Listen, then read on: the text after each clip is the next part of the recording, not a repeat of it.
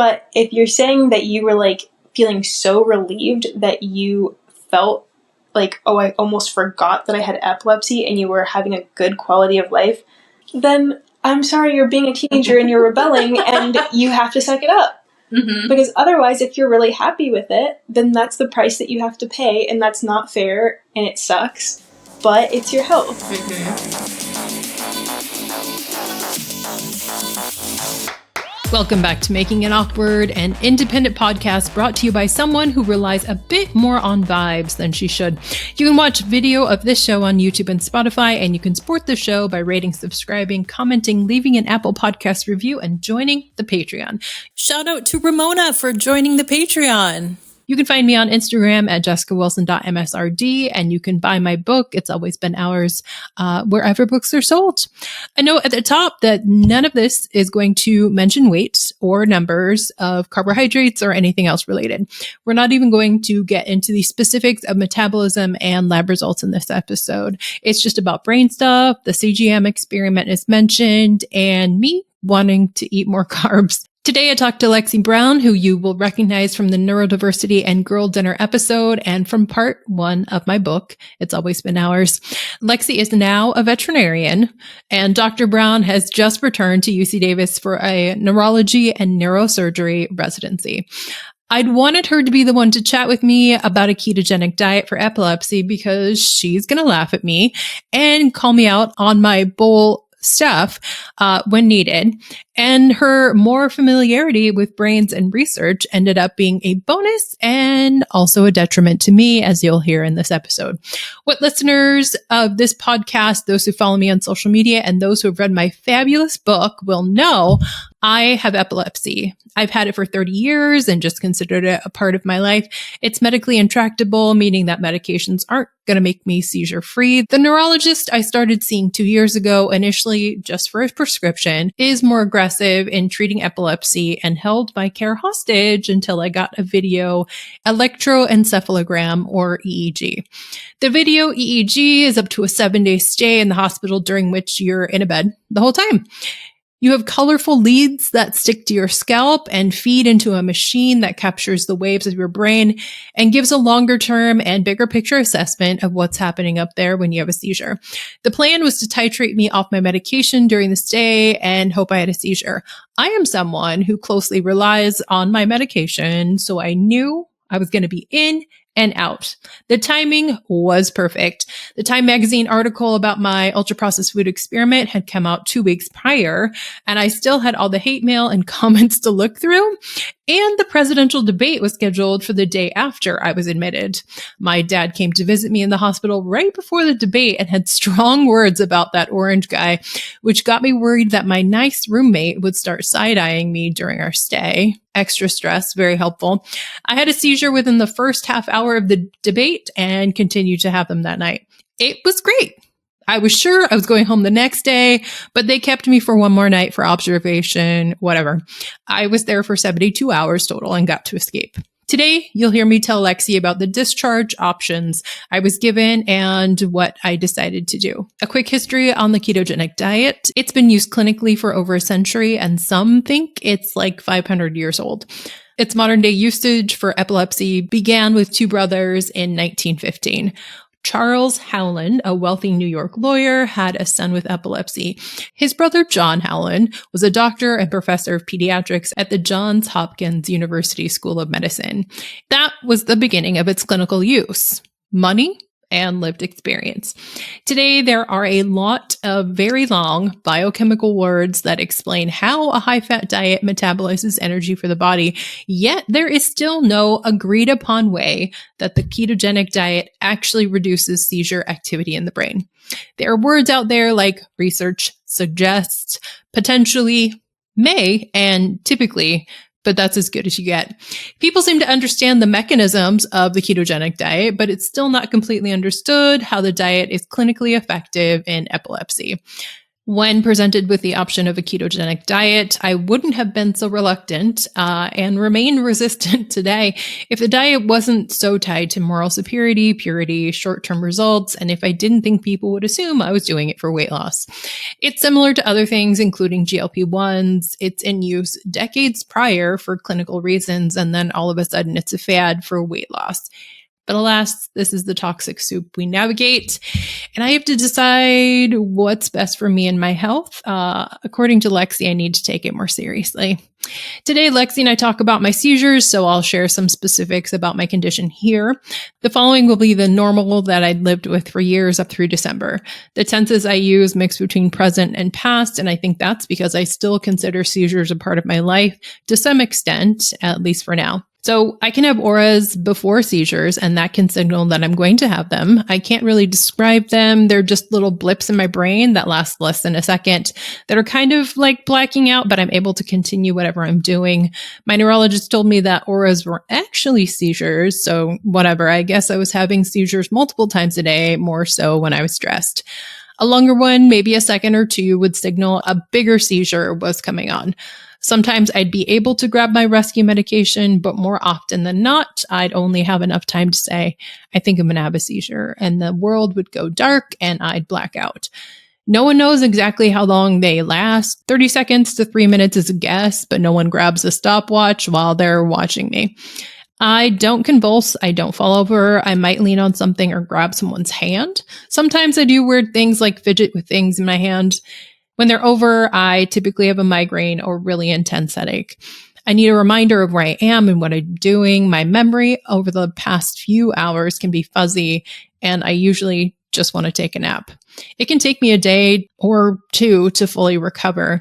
My spouse says she can see it in my eyes when I am fully recovered.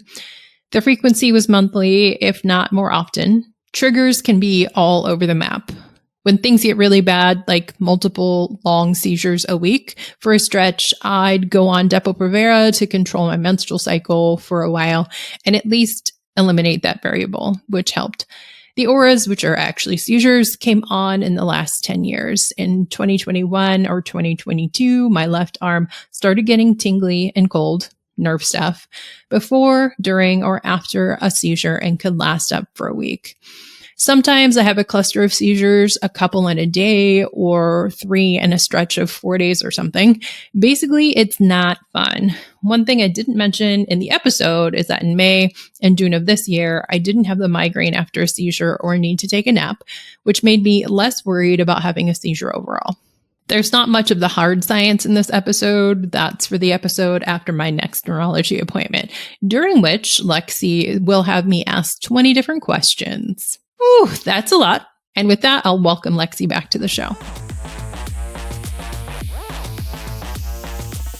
Lexi, welcome back to the show. Thanks. Last September, I was in the hospital, and at the end, they gave me my options, which included brain surgery, brain implant. There a third option that I can't recall, but I think they were just going through, you need an fMRI, you need a PET scan, you need a cognitive test, all of these things in order to get those two things done. And then the resident on the end was like, hey, so you're a dietitian. And I was like, oh my God, if you tell me to lose weight right now, because like in dietitian land, it's pretty consistent. Like, oh, so you would know how to lose weight. He says, no, I didn't say that out loud. He says, so keto diet. And I was like, sir, what about it? I have looked into it. It seems like all of the studies in adults are looking for somebody's like daily seizures to get down to my monthly. And that's not worth it for me to do all this diet changes. And he said, no. Ketogenic diet in old people / people in their 40s has been shown to work, as has a modified Atkins diet. Modified Atkins diet just means very low carb. We don't have to worry about the percentage of protein and fat. So I was like, cool. It was September. I'm like, I'm not doing this through the holidays. We're not making any concessions or asking people to modify their menu. It's just not happening. So I was like, I will be one of those people who on January 1st It's like, we're starting a weird diet. But I was like, it's not the same thing. It's really, truly different. So January 1st, I was all in. I bought a bunch of, avocados and cheese and cured meats, and we were going to try it out. Oftentimes people talk about the keto flu, which happens like 3 days in, where your body finally transitions entirely over to ketones rather than like using any glucose. So on day 3, didn't feel very good. I was like, this is what's happening. 2 or 3 days later, it was like, no, you have COVID. I got COVID for the first time, like 3 days into this. My guess is that my body was just like, sucker, like this is just what you deserve right now. I'd had all the same exposures as Blake, as Alicia. We'd, only been out. Nobody else got it, but I did. So keto plus COVID was great. And then I went a month without a seizure and 5 weeks without one, 6. I got to 7. 7 was the previous record. 8 weeks. And so then, as any normal person would, I decided to stop tracking my protein and fat as rigidly and added more protein. Okay. Yes. I did that at lunchtime. By 30 minutes later, I'm feeling tingly all over. And I'm like, I don't know what this means. So today is February 21st. I had a biscuit in the morning, and then electrolytes and protein powder and coffee and a smoothie, and then did a high intensity workout and then had protein powder and sunflower seeds and 10 blueberries afterwards, and things have been feeling tingly. I did notice better brain feeling, less anxious, a soothing brain thing, but TBD, we will see. So today is Saturday, February 22nd, and last night I had a seizure. I think I'd even taken my pills before it happened. It was very small. I was standing, got a quick aura, and then I had the seizure, and then took an Ativan, and it was regular feeling after I'd had a seizure. But the Ativan didn't really kick in, and then it was hard to fall asleep, and it's usually just that I pass out. So that's also different. I don't think I recorded that at the very beginning, the first few weeks, probably 3 weeks into keto. I had 2 days of auras in a row and took an Ativan and realized that I could take the whole thing without feeling any effects, no loopiness, nothing. I took the first half and realized that nothing had changed when I had those auras, and then took the full thing and was like, oh, this is taking a half. So that's also something different. And then that lasted for the afternoon, and then that night I had a seizure. So of course I was like, this is a fluke. You just had a seizure. It's been 8 weeks. It's totally normal. A week later, I'm like, let's try this again. Mind you, these 2 times is just a scoop of protein in chia seed pudding, which I had made. It is just that amount that got me out of ketosis that one time. And then again, a week later when I was like, maybe I'll just try it again. No. So we have this cluster of seizures in February is how all of that starts. And the seizures then, I made audio recordings, were the worst, migraine seizures ever. I was like, is it because it's been 8 weeks and I don't remember what it feels like? Because this is painful, disorienting, wild. Oh. Yeah. I was like, if this is going to happen, if this is going to be every seizure that happens, when I'm trying or on a ketogenic diet, I can't do this. We will not. Yeah. This will not happen. Yeah. So I started testing ketones in my urine for the first time. I didn't do like a ton of research and do like, wasn't doing that at the beginning. Amy Fletcher, who's been on the show, I was telling her about how I just started doing it to see what happened. She was like, yeah, you're not really a research person. You just tend to go on vibes. Mm-hmm. I was like, well, Can confirm. Yes. Well, yes. I wasn't taking any supplements really at the beginning because I just wanted to see what would happen if I didn't. It's great. So after those seizures, I start getting dizzy, blurry vision. I'm like, this must be vertigo. That makes no sense. No, it doesn't. Like, you've been doing this wild diet and all of a sudden you just start developing vertigo. That's not how life works. Like, I am insane. So I was like, cool, electrolytes. We're going to try them because, first of all, Reddit, but also like, that makes sense. If I'm depleting all of my minerals because I'm peeing more regularly and they're just coming out. What do you think about that? No, you also don't do that. So I did. Turns out, not just the salt electrolytes. I was like, I'm going to do fancy ones. I'm going to do the element ones, the ones that are expensive. Didn't really help. I ran out of all the expensive ones and started using the Noon, which are cheap, but they also had magnesium, which I hadn't connected, right? So it's like, I guess this is it. And I was like, cool, all I need is this electrolyte. I won't need to take a magnesium supplement. I don't know why. I was maybe just resistant to the idea of me needing to do this. I don't know. But it took me being in San Francisco and like not being able to walk down the BART stairs and like without fearing for my life that made me run into a Walgreens, grab magnesium and just like shovel a ton into my mouth.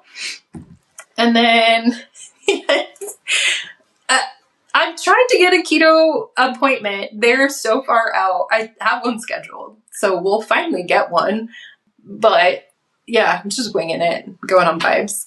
I feel like it's this know enough, but not. No, sorry. I feel like I know some, but not enough. It's bad. I think that you do know a lot and are choosing to kind of forget the scientific portions of it. Yeah. You do know a lot about this, actually, as a dietitian. I think that you're just like, it doesn't apply to me. No.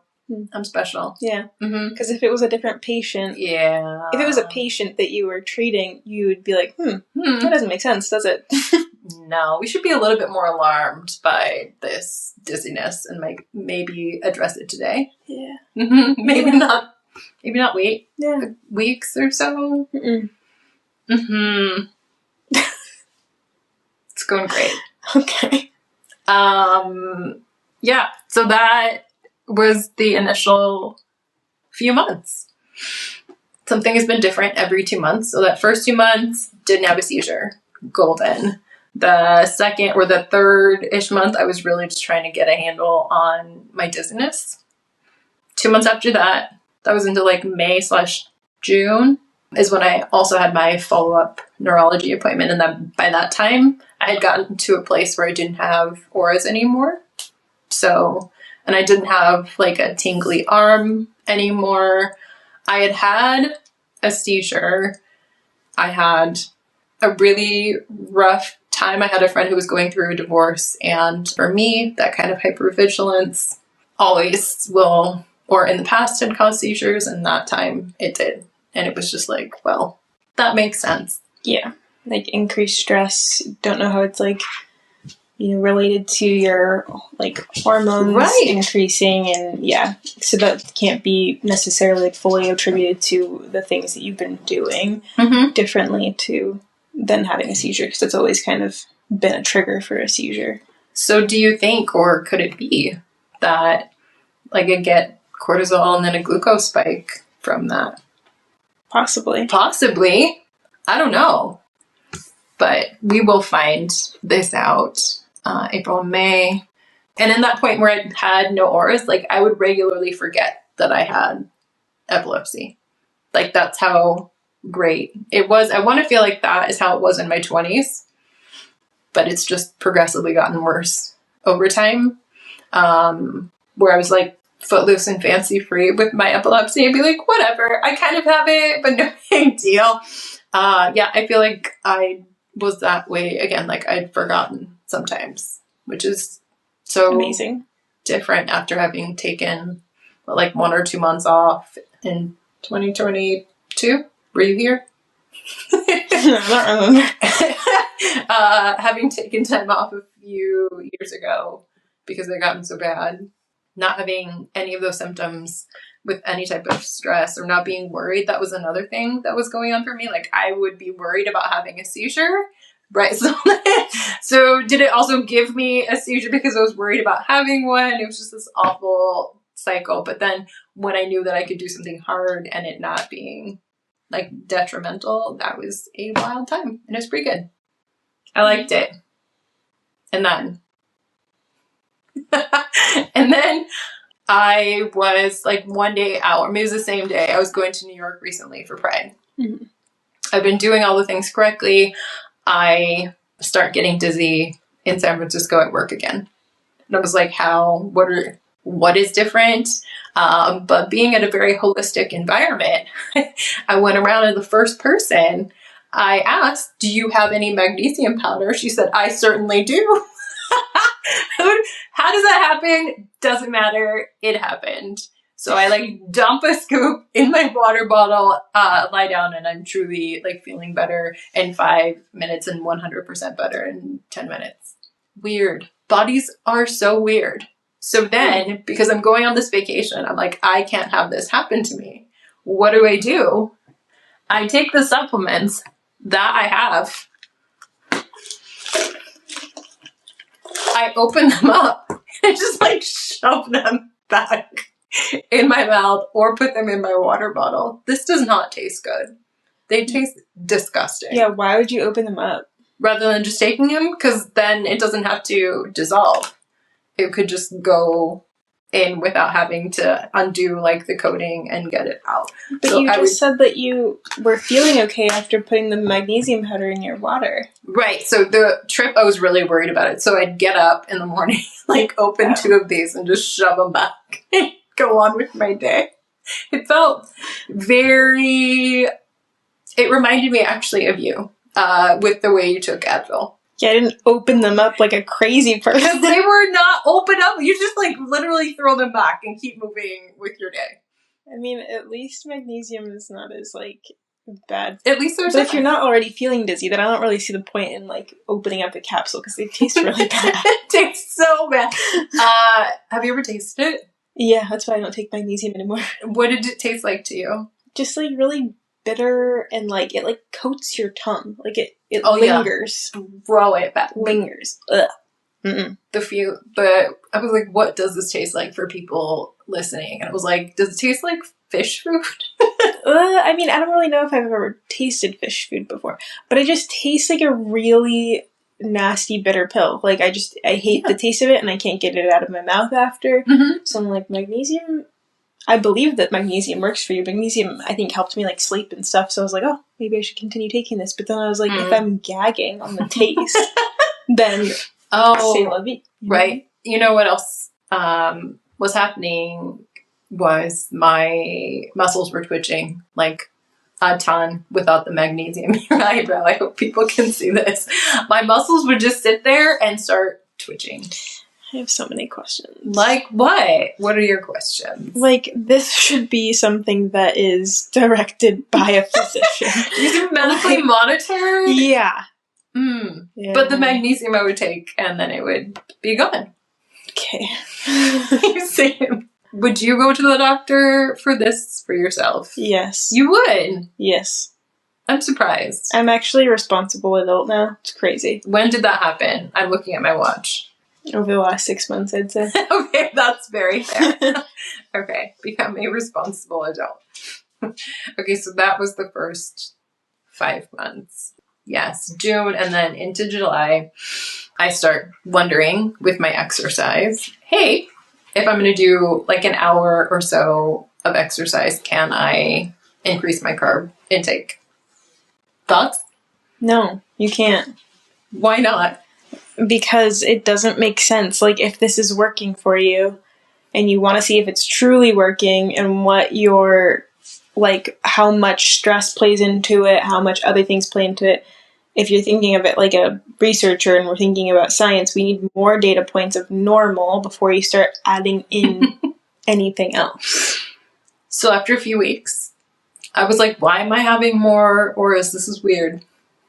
Fully not connecting it to the additional. It was only like 5 to 10, maybe like grams of carbohydrates. But That's we it. found out that when you add extra protein into it, bad things happen. So why would carbs be any different? See, this is an example of like knowing something, but perhaps not enough to be paying. Or maybe it's just that I don't like paying attention. That's the thing. It's like, you know. I do. You do know. You do know all these things. The tools are there. The brain's there. you do not want to connect dot A to dot B. Yeah. Because you want to do what you want to do. Exactly. Yeah. I think that's like definitely a thing. They're like wanting to have some type of free will, wanting to feel normal. Like, yeah. So maybe you're like becoming rebellious because you want so badly to feel normal and not have all these conditions on it. Mm-hmm. Like, can I have 10 grapes or whatever? I don't know. Yeah. But I think that like for us to be able to get to that end point long term, you have to be super patient with the process. Like, for you, you're thinking like, okay, lifelong I've had this problem and it's really frustrating and I want to be done with it now. I guess. But you've just started this process of doing the whole keto diet. Mm-hmm. And you've not been super consistent with it this entire time. So this is not a lifetime process, even though you've been living with it lifelong. Mm-hmm. You've just started this right now, and you've never really been consistent for more than, 2 months? 8 weeks. Yeah. So the amount of patience that you've had is only 8 weeks. So we need to, re-up the patience part of the journey, and then still having those feelings is still valid, but need to approach it pretty systematically if we're going to be able to get to the point where we're like, okay, I know that if I add in this one snack, I can do that, and that's not going to hurt me because I know that my base is this. Mm-hmm. But when you start adding in a bunch of stuff willy-nilly, you'll never know which things are safe and which things are not safe.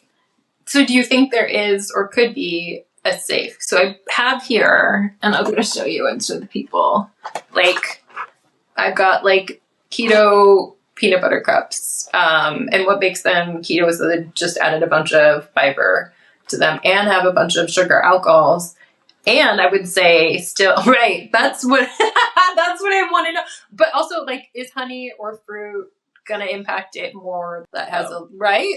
I mean, that is something that I think we need to explore with having that base of none of that stuff. Yeah. Seeing what your seizure interval is at that point and how you feel day to day, logging, do I feel dizzy today? Did I feel anxious today? Did I feel whatever? Mm-hmm. Seeing what that is for, honestly, I'd say 6 months. Yeah. And then being okay, for this month, I get 1/2 of an apple every other day. Yeah. And seeing what the seizure frequency is. Not adding in a bunch of stuff here and there, but adding in 1/2 a peanut butter cup once every other day and seeing if the seizure frequency increases. So that would be the food, not the total amount of carbs. Mm-hmm. So that will be interesting at some point. I think I can do total carbs, and then we can refine it to see. Yes and no, because if you're looking at, when we're thinking about things like the sugars in an apple versus the sugars in that. Right. Totally different. Not only totally different, but we don't know how your brain will react to those differences. Mm-hmm. Sometimes it can be I would assume that sometimes it's going to be completely fine in between, be okay, a carb is a carb. Mm-hmm. And sometimes because we don't fully understand exactly what triggers your epilepsy, some of those tiny little differences are going to be super impactful on how you're feeling and what your seizure frequency is. We just don't know, and I don't think science knows yet because it's so individualistic. Yeah. That you have to be extremely systematic with how you're testing things. So even though you're going to say total carbs, you need to be tracking what carbs you're adding into your diet regularly, Yes. A carb is not a carb for you. For people, yes. Is but it? Not for you. Do we know? We don't know yet, so we have to assume no.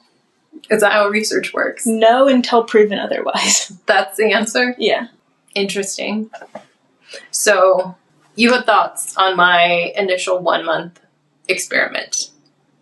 Are you going to tell people about your experiment? That will be the episode before this one. Got it. Yeah, so you're coming in saying that my 1 month just seeing what happens is not a true experiment. It might be interesting. Yeah. But it's not going to tell me everything that I want to know. Yeah, exactly. And again, I think that you know these things already, but I think that the rebellious part in you is wanting to think that that's not necessary. Yes. But that is wild to just start adding in carbs again. Well, not adding them in, but seeing if I do it before exercise or during exercise or what type. I'm just, just to see. Yeah. And I think that we had talked about before that, you don't know if even during exercise we thought, okay, if you're eating a carb during exercise because of long distance, long haul exercise, won't your body just immediately use it to help burn off energy? But then we were thinking okay, is that actually what happens though when your body metabolizes carbs? Probably not. I don't think we really know. We don't know for sure, but I would assume that it's going to go to the organs that are the most important, aka your brain. Which I would love. But we don't want sugar spikes in your brain. Okay, I really hadn't thought about that until I said it out loud. I literally said it out loud. Yeah. We don't want the sugar to the brain. The brain uses the most glucose in the entire body. Your brain is a vital tissue. Your glucose that you're taking, the rapid infusion of glucose, if you're exercising, is going to go to your brain. Is that going to cause a seizure? We don't know yet. But we don't have enough baseline data points to be doing those types of experiments right now. What about starting with baby steps of teensy tiny things like fruit? Oh yeah, that's fun. But I think it needs to be a little bit, maybe a pluon. A slice of a I pluon. know. But we talked about also monitoring okay, is that going to is that going to cause basically the changes in your blood that you're actually going to be seeing through the device, or are we not going to find any difference in data points through the device at all? Or if you have a seizure even on your baseline, are you going to see any changes in your data points from that device? We don't know yet.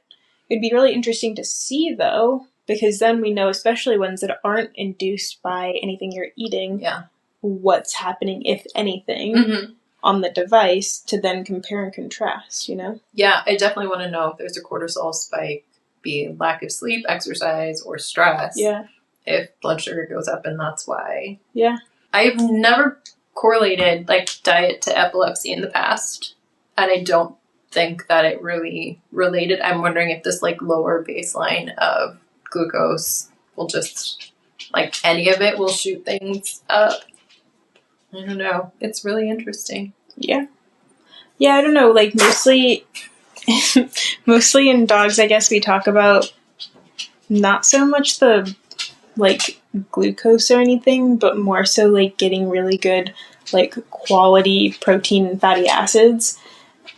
But that's really where that kind of stops, just because there's just not enough research on it to be able to say this is for sure going to help. And then you start adding in, as you probably know, if you tell people, okay, you need to take a ton of medications very systematically, multiple times a day, and you have to change your diet and be super strict with it. and you need to make all of these life adjustments.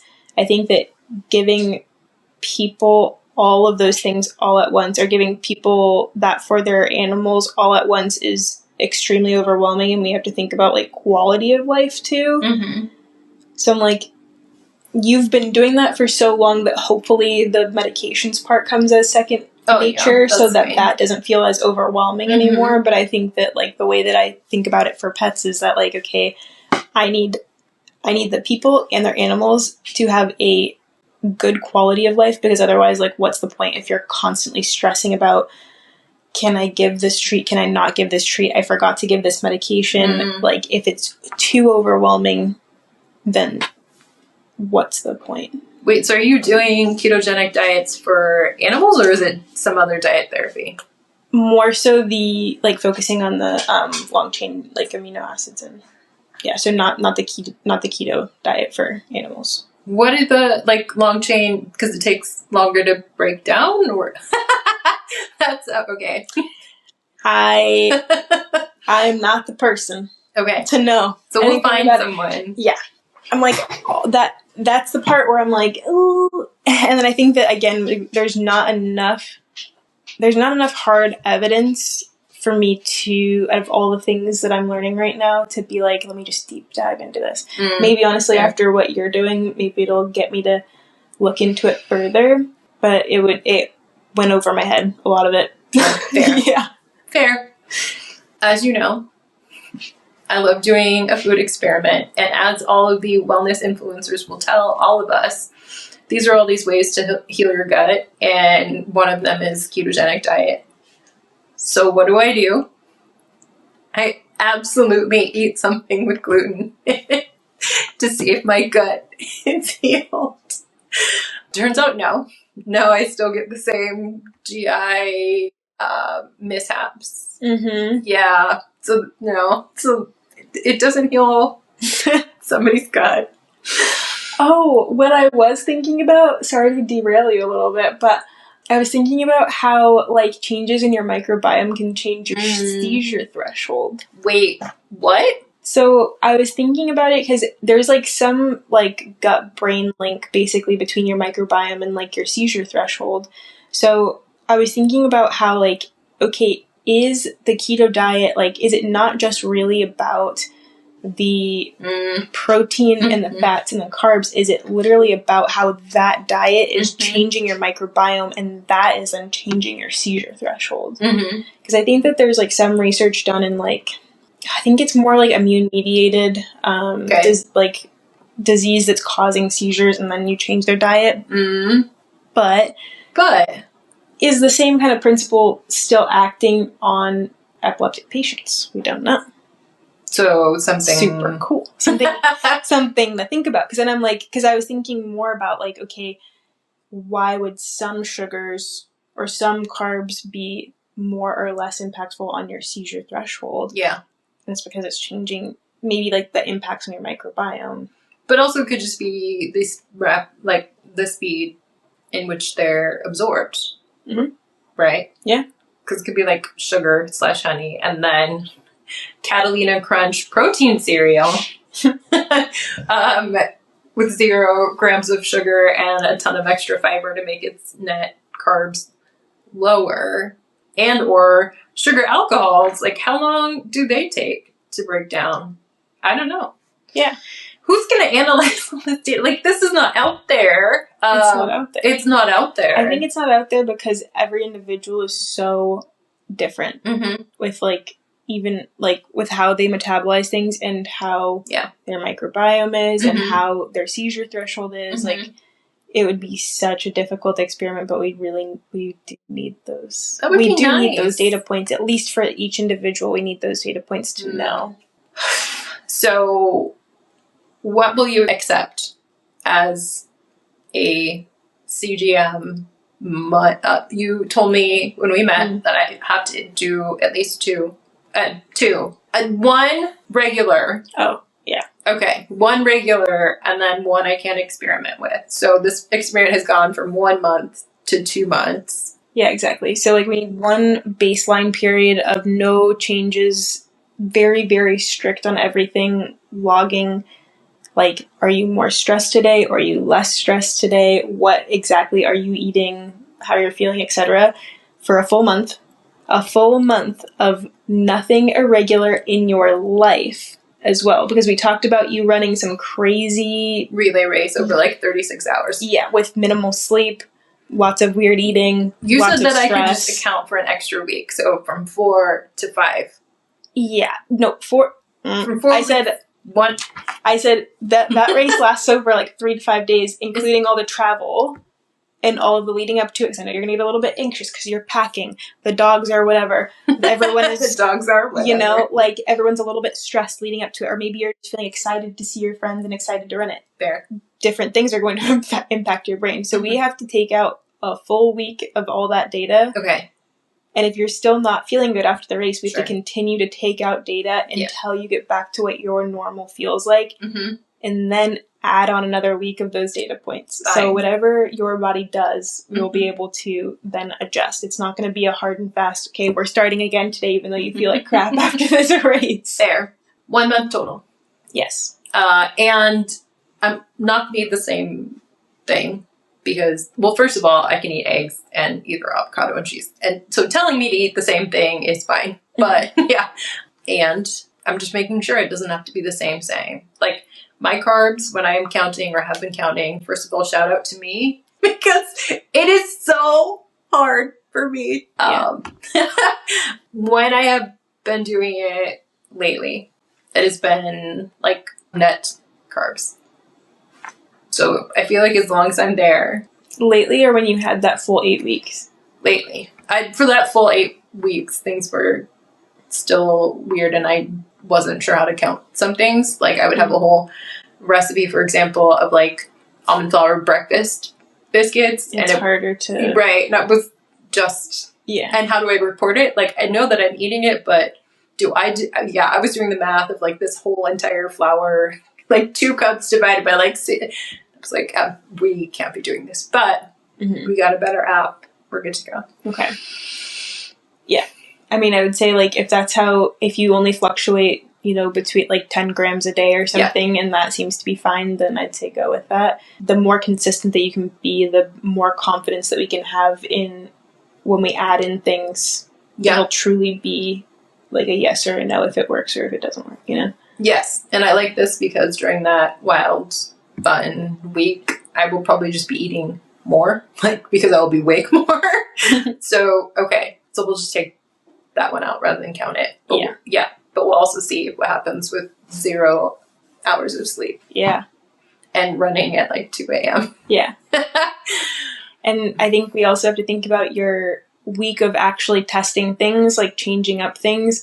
I think, again, like, we can't be too willy-nilly with testing things because we know that day per day may not make as much of an impact as overall after a week of doing random things. That, like, accumulation of all the weirdness is going to maybe impact you more.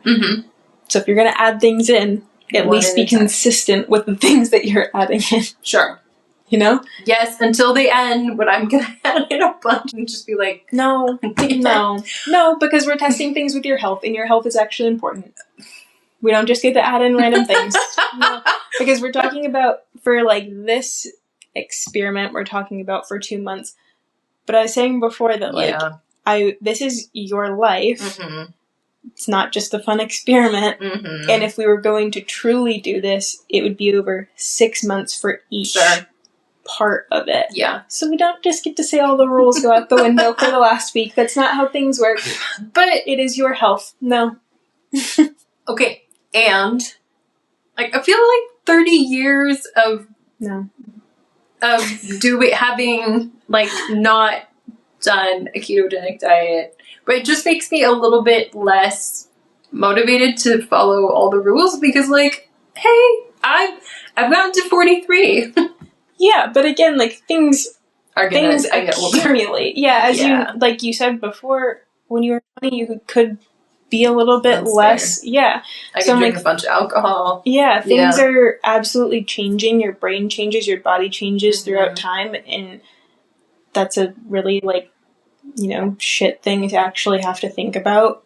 And you know, I think that like a lot of us, like the part of you is like, well, I'm living my life and I get to make these decisions, so I don't care. But there has to be balance there. If you're saying that this diet is making you so unhappy that you're not finding joy in life, I'm like, yeah, whatever, do whatever you want then. Because what's the point? But if you're saying that you were like feeling so relieved that you felt like, oh, I almost forgot that I had epilepsy and you were having a good quality of life, then I'm sorry, you're being a teenager and you're rebelling and you have to suck it up. Because otherwise, if you're really happy with it, then that's the price that you have to pay, and that's not fair, and it sucks, but it's your health. In addition to the fun resident who's very young and doing research studies, and I want to find him, but we'll see. The other thing that made me more invested in this is when I was writing the book or had written it, and I had like a brand new neurologist who was like, okay, tell me everything in all of your history. And I either had to go, or I don't know how it came up that I was writing a book, and he was surprised that I was able to write a book considering my frequency of seizures and where it was in my brain. I was like, Yeah, because all that part is in your frontal lobe and your seizures are frying your frontal lobe. No, my seizures are frying my temporal lobe on my right hand side. Which is that the memory creative bit? Yeah. We're going to have to look Human brains are hard. We're going to have to look them up. There's differences. Yeah, it's the lobe, right? Okay. Yeah, it's the temporal lobe. I think it's on the right hand side. Also, I lost my hair. In that one spot. No! Like, I mean, nobody can tell. And to be honest, yeah, you know, for people who can't see, you're looking at my hair. And to be honest, for the first, I don't know how many months, I honestly didn't care. It was easier to style. It wasn't as... What do you mean? Like, I have lost so much hair. Oh, like thinning. Yes. Yeah. Okay. Sorry. Yes, I didn't have a stress I was spot. like, I'm confused because my hair was falling out in the shower at a much rapid. Because of the keto? Or because of the stress? Or because of both? Or right. Yeah. I was like, COVID, because COVID has made a lot of people's hair fall out. Keto. And so then I said, maybe I should take a multivitamin. No. And then when I was thinking about that, I went to work, and you know, the lovely holistic place where there's a bunch of supplements on the table that get you know, marked or are gonna expire. I grabbed a multivitamin, started taking it. Within like the next wash of my hair, like half the amount of hair fell out. That's not how science works. You can't just take one multivitamin. Oh no, I started taking it every day, and my hair is falling. I didn't go to work, take one. No, I grabbed the bottle off the table. It's like some mega food. This is not a represent. I'm not hashtag. This is not a hashtag ad. But yeah, started taking it. And yeah, it turns out there's vitamins in food that are not in a ketogenic diet. Turns out there's probably things in grains. And yeah. Maybe. No, yeah. No, yeah. Yeah. I'm like, do you need a multivitamin? No. You need things that are very specific that are not missing from your diet. But is a multivitamin easier? Yes. Yeah. So I'm doing it. Fair. Yeah. Fair. Whatever's in it. I mean, the things are in it, like a regular multivitamin. Who knows? People are like, biotin, B vitamins, all of these. I'm like, whatever, I don't care. Yeah. I guess we also have to think about, like, how long have you been taking that? Multivitamin? Yeah. Like 2-3 weeks. Okay. Like, you also gotta think about, like, what things are in there that are potentially going to, again, impact your microbiome and then also impact the way that your seizure medications are working in your body. Like how they're absorbed and yada yada. If you're taking them all at once or if it... Okay, how about if I take them all for that month? It's just throughout the entire experiment. Oh yeah, for those 2 months. Like you either gotta take it or not take it for the full... Right. Yeah. Okay, yeah. Well, yeah, I'm not gonna not take my multivitamin and have my hair fall out. Oh my god. Or is your hair falling out because of normal aging process? No, it stopped falling out as much. Shut it. Oh my gosh. Be quiet. Okay, so right now I've got multivitamin, I've got the magnesium, regular vitamin D, and then... Because we don't live in California. Right. No, well, random side note, when Alicia became allergic to dairy, my nails just started splitting and falling, like cracking, like within, I don't know, 2 months or so. So then I started taking the calcium while in, like I didn't put it together because like maybe it's perimenopause. Started taking calcium. And then realizing that you need vitamin D to and then absorb the so calcium. I started taking those and now you just do that. Yeah. Okay. So I do those. Okay. So August. Control except for that wild week. September. Adding in things systematically while tracking. Okay. And then we'll see. Let's see. Okay, so it was on July 6th that I stopped eating that fruit, and by July 10th and 11th, like, I didn't have any more auras. That's quick. The stuff happens quick. And it's wild.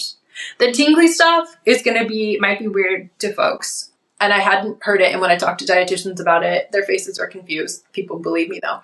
And it wasn't until I was listening to one of Nicole Byer's podcasts, and for a time period that she doesn't specifically name, she had type 2 diabetes and just didn't know it.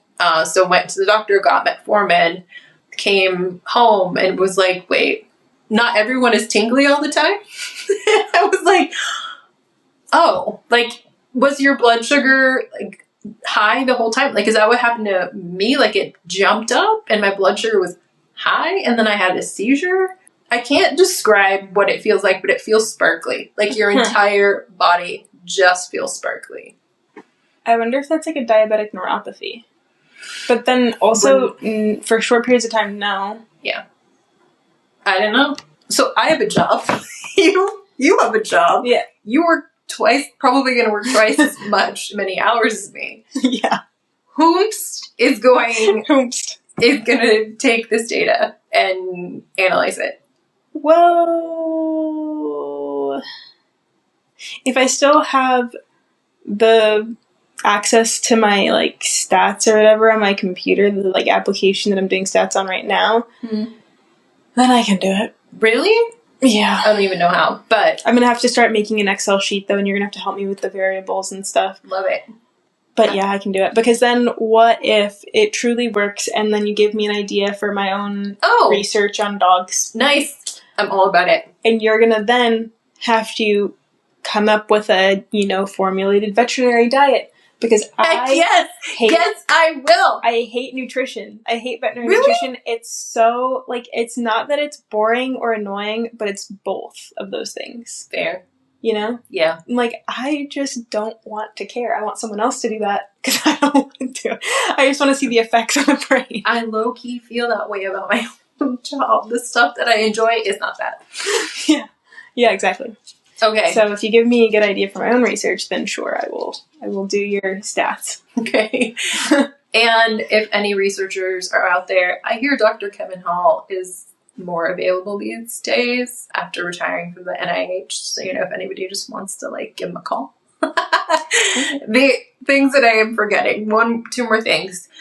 People will say that ketogenic diets impact the brain and, like, are cures for depression, anxiety, etc. Right? Your face is appropriate. It's never going to be a cure. No. That. And that's what, like, the YouTube psychiatrist will say, and therefore a psychiatrist I knew was like, hey, have you ever tried this? And I'm like, no, for, like, my patients. You can try all of those things, but it's not going to be a cure. Like, we're talking about decreasing your seizure frequency, not curing your... No, that's, like... But same thing with, like, depression and stuff. I'm like, we're not curing anything, but maybe we can lessen your your load. Yes. So the thing with my anxiety, I've noticed, and I feel like it's baseline lower. Alicia and I have not had a fight this entire year. Wow. Yeah. Like, not even, like, passive-aggressive, like, I'm not talking to you. Like, stuff that, of course, we never did. No. Never. Which we never did because we're grown.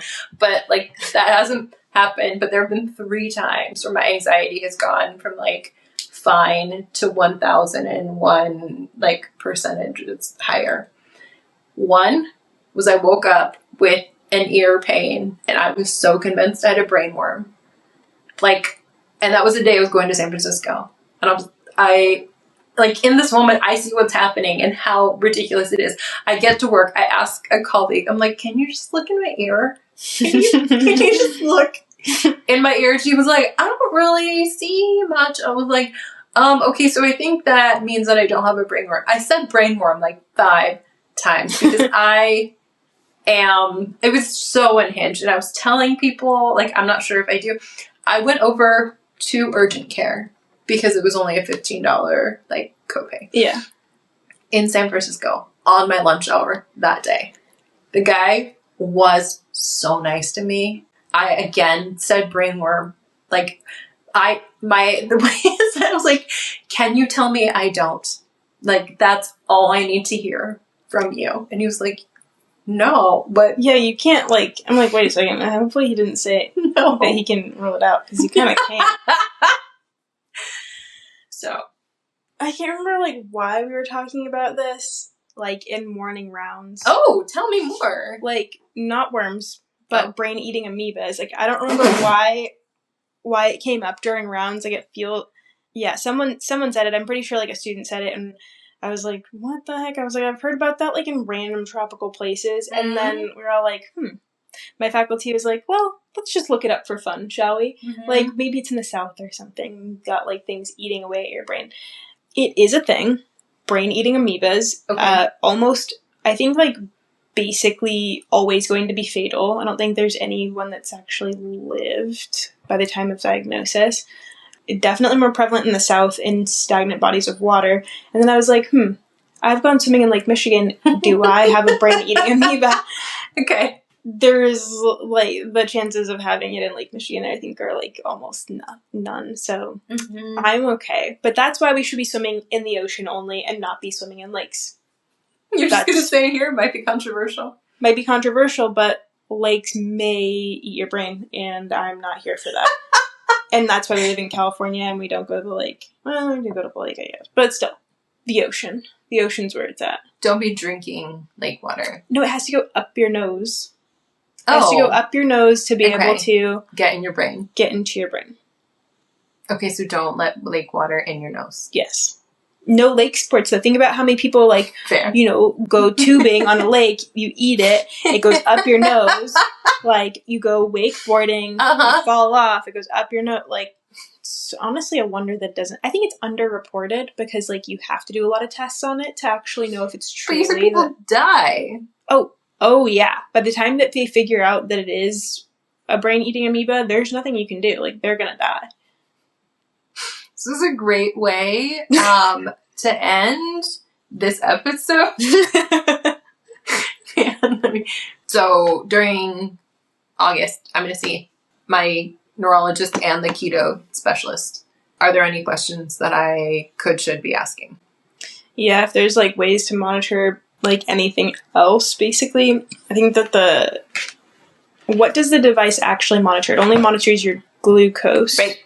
So there's so many other things that we could get for data points. Like, we're talking about your cortisol. We're talking about, like, what is your temperature during your seizure? Yeah. What is your temperature prior? What is your blood pressure like? What is your heart rate like? Yeah. Is there ways to, like, know that you are trending towards a seizure before it's actually happening and being able to course correct because of that?